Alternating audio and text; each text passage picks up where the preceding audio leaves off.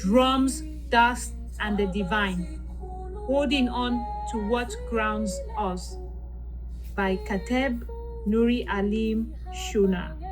All right, now let me walk you through a story. Not one with castles or dragons, but one wrapped in red clay, firelight, belly deep laughter, and old rhythms that still echo under your skin.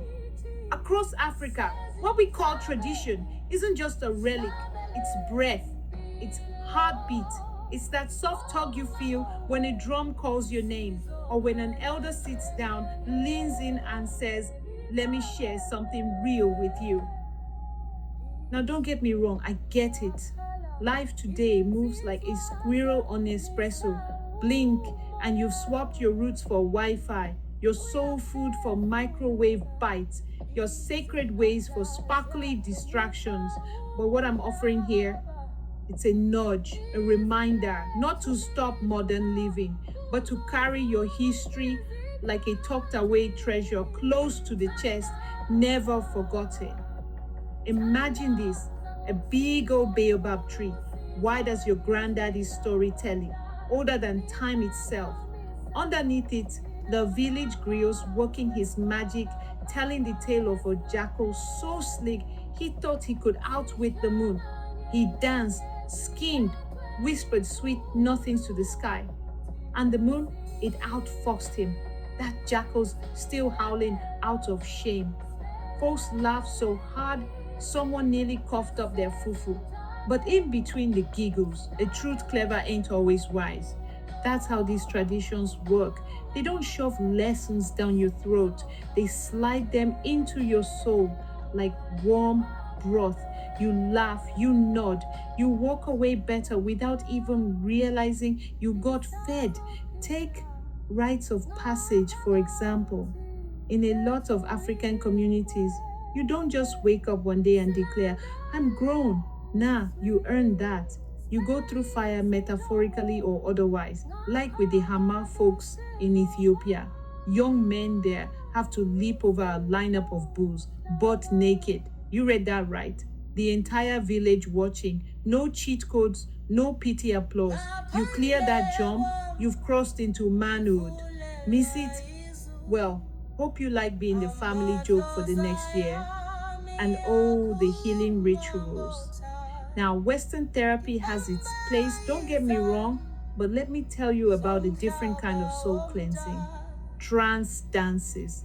Picture this: feet stomping, hands clapping, rhythms beating until something in you cracks open and spills light. I've seen folks go into those dances with the weight of grief clinging to their skin and come out lighter than a feather. Some laugh, some cry, some just stare at the stars, finally feeling heard by the universe. It's like the ancestors step into the circle and say, "We got you, baby, let it out." Then there's ancestral veneration. That's a fancy way of saying we don't treat our dead like they're gone. No, sir. They're right here, guiding, whispering, watching with folded arms. You make an offering, you call their names, you listen with your spirit. Disrespect your ancestors and don't be surprised when your soup won't simmer or your goat won't milk. As one elder said, if you ignore your roots, don't blame the wind when you fall over. And the folk tales, whoo! These stories hold more knowledge than a stack of dusty books. They're full of sly tortoises, wise grandmothers, greedy kings, and chickens with too much pride. Take this one about a lazy farmer who thought prayer could do the work of a plow.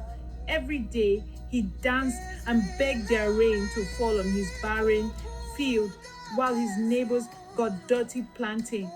Harvest time came, and his field was as empty as his excuses. A village elder chuckled and said, "Even God can't bless a man who won't lift a hoe." And y'all know he was right. Even our humors got layers. Remember that joke about the chicken who refused to cross the road because the ancestors didn't approve? Funny, sure, but it says something too. In our world, nothing moves without spirit. Even the chicken steps are sacred. There's also the woman who never served food without pouring libation first. She said, the food don't just fill our bellies, it fills the mouths of those who came before us. One day, a kid tried to sneak a bite before the ritual and got his fingers smacked faster than you could say, hot pepper. She looked him dead in the eye and said, boy, mess around and the ancestors gonna season you next. But here's what breaks my heart. We're letting these treasures slip, trading the soul of things for plastic imitations, giving up our rhythms for ringtones, thinking Google knows more than grandma. And look, I ain't here to bash progress. I love a good gadget. But when the battery dies, what's charging your spirit?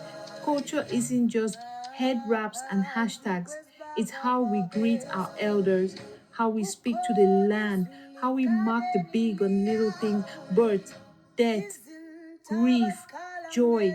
It's the stories told around fires and the ones whispered in kitchens. It's the dances done in pain, in praise, in pure, full bodied joy. There's a saying, wisdom is like a baobab tree. No one person can wrap their arms around it alone. That's why we need each other. That's why community matters. That's why tradition aren't optional. They're essential. And let's be real, some of these modern trends, they'd never survive a day in the village. Show up to an elder's house talking about no carb diet and see if you don't get handed a plate of yam so big it has its own shadow, talking about you can't eat after 6.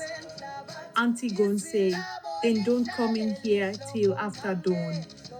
So yeah, hold on tight to the drum beats, the old sayings, the laughter, the hush of dawn prayers, the firelight, the earthy stories that wrap around your bones and stay.